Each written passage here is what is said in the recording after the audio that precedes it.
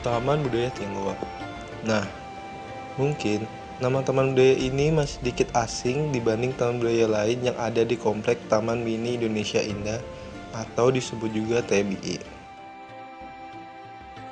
Taman Budaya Tionghoa ini merupakan sebuah tempat rekreasi yang memiliki konsep edukasi berlatar belakang budaya khas etnik Tionghoa.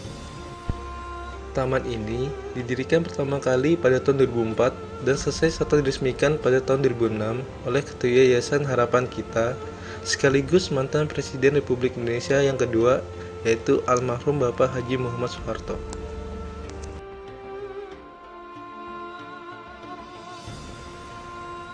Nah, memasuki area taman, kita disambut dengan sepasang pilar pintu gerbang berukir sebagai penanda pertama gugus taman.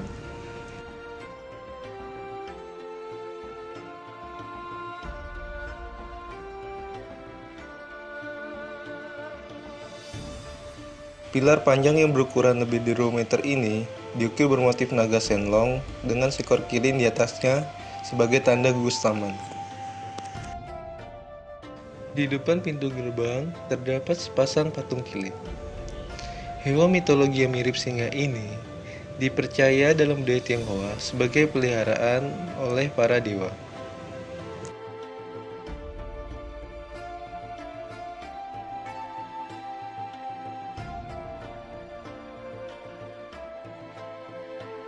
Di bagian belakang dari lapangan Plaza Persaudaraan, tepatnya di tengah ruang, terdapat batu granit hitam berbentuk bulat sebagai citraan bola dunia.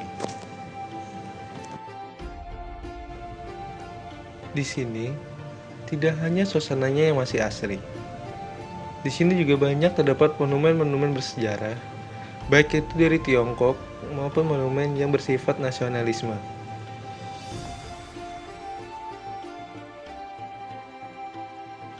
Nah, kayak gini contohnya. Bukti nyata nasionalis masyarakat Tionghoa di Indonesia dapat dilihat dengan hadirnya patung pahlawan nasional John Lee atau dikenal Cahya Daniel Dharma. Patung Laksamana Muda Bintang 2 TNI ini digambarkan dalam posisi berdiri dengan tangan kiri bertumpu pada pedang panjang. Sementara tangan kanannya memegang Injil atau Alkitab. Selain berjiwa nasionalisme, masyarakat Tionghoa ternyata juga tetap mengenang tokoh leluhurnya yang benar-benar mulia sehingga dapat dijadikan teladan bagi generasi penerusnya. Contohnya, ya patung Kuan Yu ini, jenderal kesatria setia, jujur, dan bijaksana dari marga Kuan tersebut lebih memilih dihukum mati dan tetap setia pada negaranya, daripada harus menyerah dengan diiming-imingi harta oleh pihak lawan. Rata-rata, seluruh bangunan, patung, artefak batu tulis adalah hasil sumbangan dari persembahan sebuah yayasan ataupun komunitas. Seperti halnya monumen Pancasila ini. Monumen Pancasila setinggi 3 meter ini dibangun sebagai simbol kesatuan dan persatuan antar suku bangsa, baik itu keturunan Tionghoa maupun pribumi di Indonesia. Monumen Pancasila ini berasal dari sumbangan warga Tionghoa Yogyakarta dan diresmikan oleh Sri Sultan Hamengkubuwono ke-10.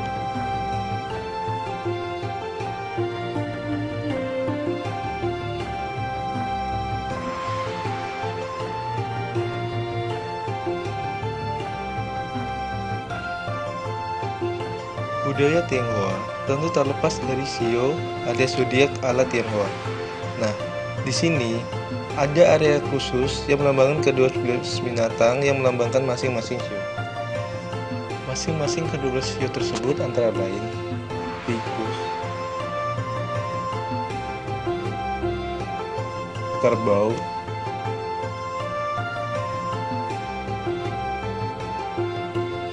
macan,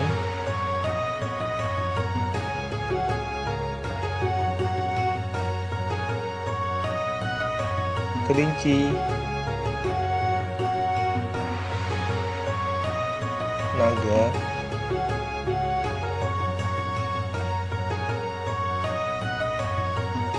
ular, kuda,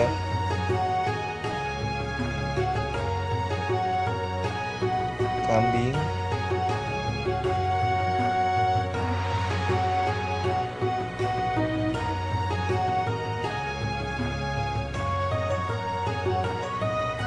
monyet,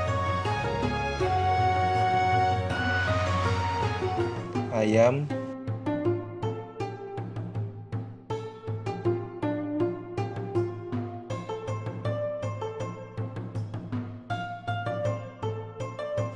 anjing,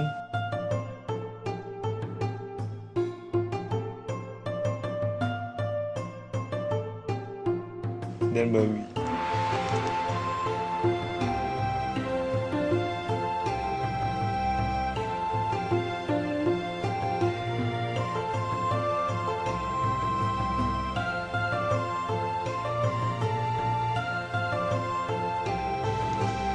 Nah, kalau ini namanya jembatan kasih sayang.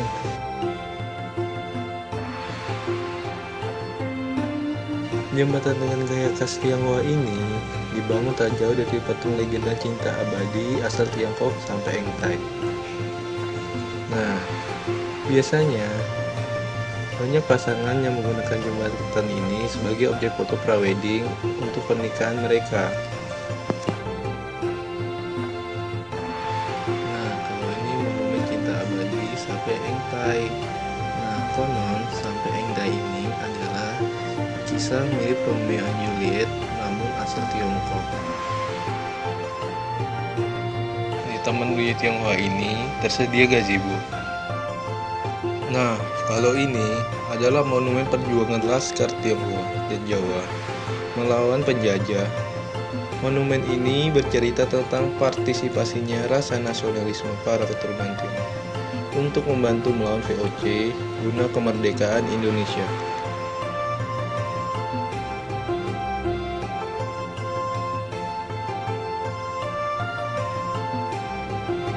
Di taman ini juga terdapat patung guru besar Konghucu.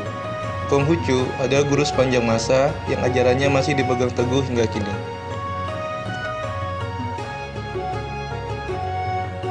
Di Taman Budaya Tionghoa terdapat sebuah museum Chengho atau museum peranakan.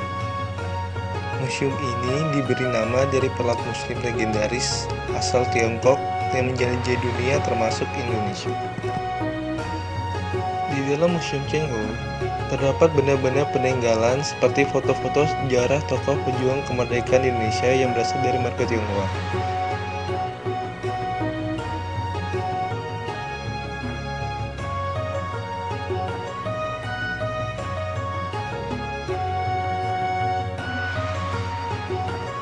Jika Museum Chengho berbentuk rumah gaya peranakan, maka Museum Hakka menyerupai benteng dengan atap seperti stadion olahraga. Nah, hal ini rupanya disengaja dilakukan karena Museum Hakka mengadopsi bentuk bangunan pulau di pegunungan Fujian yang merupakan tempat tinggal marga Hakka di Tiongkok.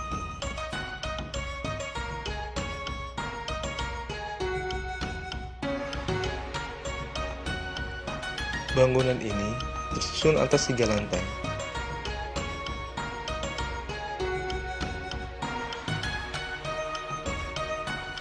Lantai 1 biasa digunakan sebagai ruang rapat dan pertemuan yang bisa disewa masyarakat umum.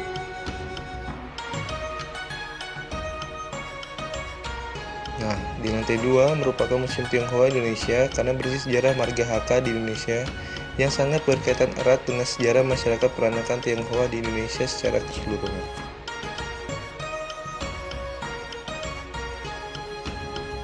Nah, khusus di ruangan Museum Tionghoa ini, hal yang paling menonjol adalah potret pekerjaan masyarakat Tionghoa pada masa kolonial.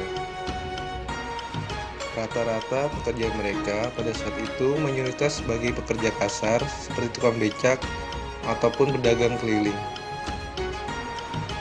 Di sini juga terdapat dokumentasi sejarah peran masyarakat Tionghoa dalam Sumpah Pemuda yang diwakili oleh Si Kok Leong dan Kwe Tiam Hong.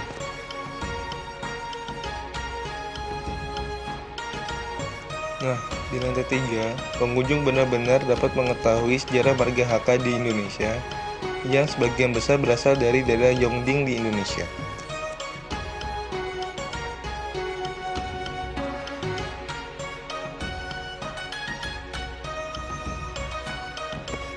Di Museum Tionghoa inilah, pengunjung bisa mencobai ruang merah putih.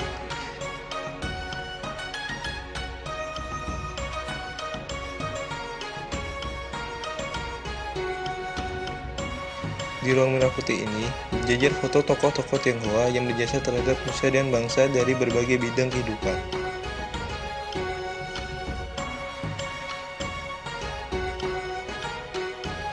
Selain itu, di sini juga terdapat potret dokumentasi warga Tionghoa pada masa kolonial.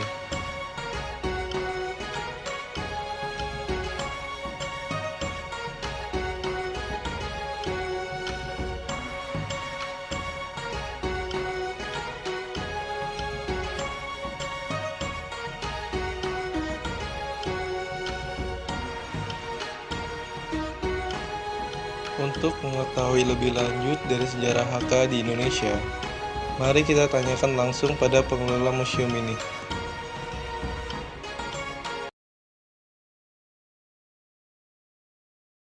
Saya cerita Hakka, kalau bahasa Indonesia tamu atau pendatang. Itu pertama yang kita tahu dulu. Kenapa bisa disebut pendatang? Nah, ini cerita kisah sejarah, makanya perlu sejarah. Sejarah ini Tiongkok di dunia. Ini Tiongkok besar gini Kak ya. Jadi berapa kalau kita ukuran dari Indonesia, peta ini ukurannya itu berapa kali itu baru satu Tiongkok ya, besar sekali itu. Dikarenakan Tiongkok itu besar negaranya, makanya dia nggak mau jajah orang. Apapun di sini ada, kekayaan di sini ada. Jadi Anda harus tahu kenapa orang Tiongkok nggak mau jajah orang, kenapa? Negara besar, dan mereka nggak punya niat mau menjajah orang. Coba kita lihat kan, mereka selalu produk apa? Produk pertanian, alat makanan itu aja. Mereka nggak punya pikiran produk alat senjata. Padahal penemuan-penemuan dunia yang 5 macam, Anda bisa catat ya. Yang satu adalah keramik, kedua sutra, ketiga museum untuk pelajar tuh. Nah, keempat itu kertas.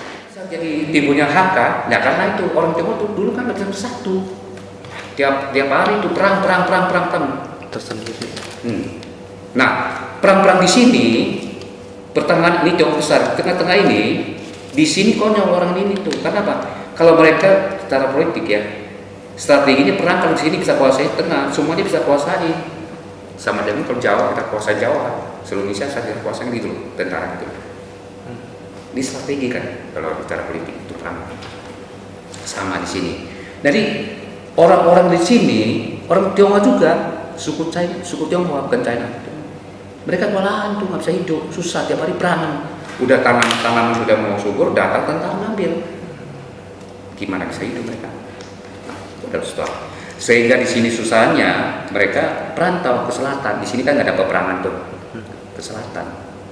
Nah, ke selatan di mana letaknya yang banyakkan pengungsi atau pendatang? Nah, ini provinsi Hokkien. Jadi provinsi Hokkien sama provinsi Kanton. Ini dua provinsi itu banyak orang-orang pendatang. Nah, penduduk sana sebutnya pendatang tuh, yaitu namanya KTP kan naik kan. Saya penduduk setempat yang datang tentunya perbedaan tuh. Contohnya, Anda kesini kan jadi tamu, saya tuan rumah, nggak bisa sebut tamu kan? Itu salah hukum kita katakan itu. Ini sama. Jadi timunnya bisa bahasa banyak ada Hakka dikarenakan pendatang. Kalau Hakka bahasa Mandarin itu kejen, Hakka. Hak itu ada hak itu bahasa Mandarin itu hak ya. Itu bahasa orang Mandarin itu bahasa kan banyak suku, ya kan? Nah, itu kalau haknya itu bahasanya itu rumah itu yang pendatang semua tuh kelompok-kelompok itu. Jadi seluruh kelompok orang Nah ini HK karena orang itu mau hidup, mereka mau perantau kemana-mana tanpa ilmu, tanpa sesuatu yang lebih luar biasa dari penduduk setempat, mereka nggak bisa hidup. Contohnya kita orang Jawa mau ke Kalimantan, kalau kita cuma hanya bisa tani aja, yang lain nggak bisa ngerti apa-apa, mati kita nanti. Kita mesti memiliki ilmu luar biasa dari mereka. Kita baru bisa lawan, artinya bisa imbang dari mereka kan. Kalau kita ke sana masih diatur sama orang lagi, dari orang lain, kita mati. Jadi pendatang-pendatang itu sebelum dia berangkat, dia ngajarin orang tua nenek moyangnya, kalian orang susah, perantaulah daripada kini mas konyol kemanapun bapak. Tapi sebelum berangkat kalian mesti memiliki ilmu. Ilmu apa yang kalian harus miliki? Nah itu spirit HK. Itu lantai 3. Itu perlu belajar itu. Kalau belum bisa lulus jangan perantau, nanti kamu bisa konyol. Satu, ilmu apa? Harus berani, jujuran, segala soal ilmu miliki itu. Kamu bisa hidup. Terhadap teman misi sosial dan lain-lain itu ilmunya. Semua dari pelajari. Itulah semangat HK. Itulah sebagai model orang tua kasih sama kalian terbentuk. Anak kalian pulang kemana aja? Nggak pulang nggak apa-apa. Daripada kamu pulang konyol ini mati susah. Perantau di mana? Tapi yang salah satu poin kelima di sana ada sebut peboran di sana kamu lahir itu tanah air kamu. Itu harus kamu ingat selamanya. Jiwa raga kamu korban harus bertaruh tuh. Ibaratnya kalau kita udah ditulungi orang atau kita nikmati sesuatu di tempat orang itu, kita harus kembalikan jasa atau kembalikan yang kita dapat sesuatu hasilnya. Kalau kita nggak apa-apa, jiwa raga kita korbankan. Itu dipesan nenek moyang kita. Padahal kita udah laksanakan. Buktinya 1917 sekian dalam Belanda itu, mereka ada bukti. Kemarin yang kita lakukan patung Lasem, di sana ada bukti. Kita bergabung sama Jawa, lawan Belanda, penjajah, kita lawan dia. Kejadian dia itu di Angke, puluhan ribu orang dibunuh Belanda itu. Kenapa jadi Angke? Angke artinya angka merah. Angke itu sungai. Sungai jadi merah kenapa? Karena kita lawan Belanda. Orang Belanda kewalahan kan, dia nggak peduli siapa lagi, pokoknya orang Tionghoa semua ditangkap tuh, yang anak kecil semua, muda tuh, ditangkap tuh, dibunuh semua. Udah dibunuh kemana? Lempar di sungai, dia kiranya dari nangkepin orang kan. Ini sungai semua merah, makanya disebut Angke. Jadi kiranya Belanda, kalau orang-orang Tionghoa dibunuh, yang lain pada takut ya? Enggak takut, nanti bawa korban lagi. Sampai mana perantau ke Jawa? Sampai Paku Bono sama ini enggak bunuh orang Tionghoa. Nah, mulai sana itu ketahuan kan, orang Tionghoa dia sudah begitu dia ngabdi ke tanah air yang mana dia netapin di dunia. Kenapa banyak orang-orang HK jadi pemimpin? Karena mereka banyak ilmu. Nah ini kalau mau lihat orang pemimpin di dunia orang HK di lantai 3, Sun Yat-sen, Deng Xiaoping, Lee Kuan Yew dan lain-lain itu orang HK semuanya lantai 3. Kenapa orang mereka itu bisa jadi pemimpin dunia? Karena mereka punya ilmu, miliki ilmu lebih banyak tuh, jiwa lapang, segala sesuatu ilmu dia miliki. Jadi tujuan kami buat museum ini adalah kita ingin berikan tahu di dunia bahwa orang Tionghoa berada di Indonesia, apa yang mereka buat. Selama ini apa mereka kontribusi ke negara ini? Bukan untuk mereka kekayaan besar, bukan. Karena udah ribuan tahun orang Tionghoa di Indonesia, ada kesempatan kita kembangkan sesuatu. Selalu orang ngomong, kita ngomong mereka nggak percaya, silakan. Jadi selalu ngomong melalui Pak Museum, kita ngomong ada saksi sejarah itu. Kalau di luar kita ngomong kan nggak ada saksi, jadi ngomong percaya. Nah ini satu saja saat ini kita akan membantu cerita sejarah kita, dan kita jujur ngomong sejarah ini loh. Tidak akan kita bohong sama sekali pun, tidak boleh di museum, tidak ada hukumnya. Bawalah teman-teman kemarin lihat tuh, kita kerja sama baik, kembali seperti zaman dulu lagi, bersatulah kita akan buat. Kita pecah, kita akan runtuh. Itu hukum karma, hukum alam tuh. nggak ada jalan keluar itu. Kita harus bersatu. Negara kita harus bersatu, nggak ada jalan keluar itu. Kemerdekaan zaman dulu, kita bagaimana kalau bisa Belanda? Tanpa bersatu nggak mungkin.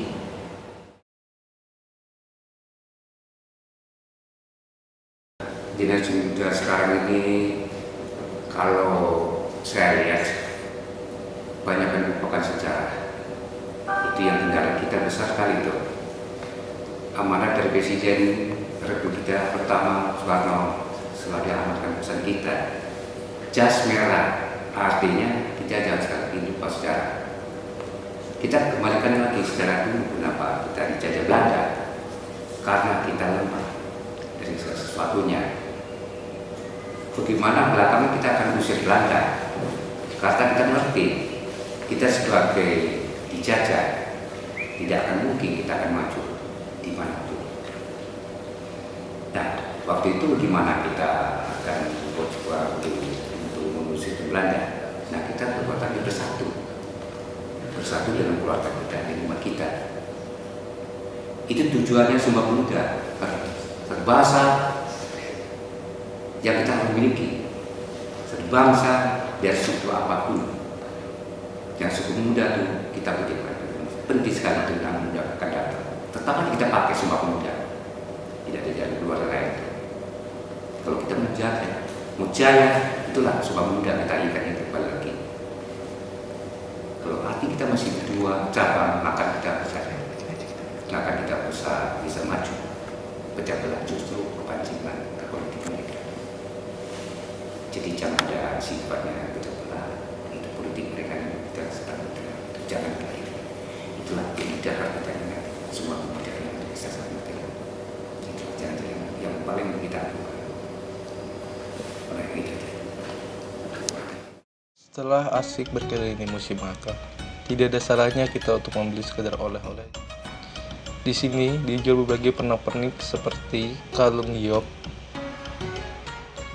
kalung etnik khas Tionghoa, berbagai macam baju batik dan baju khas etnik Tionghoa.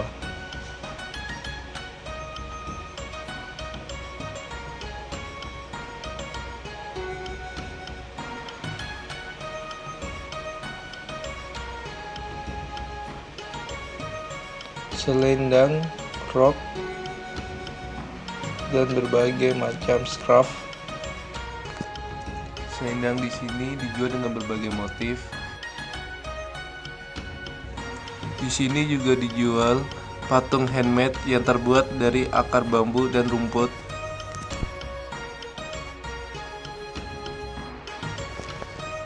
Berbagai macam guci,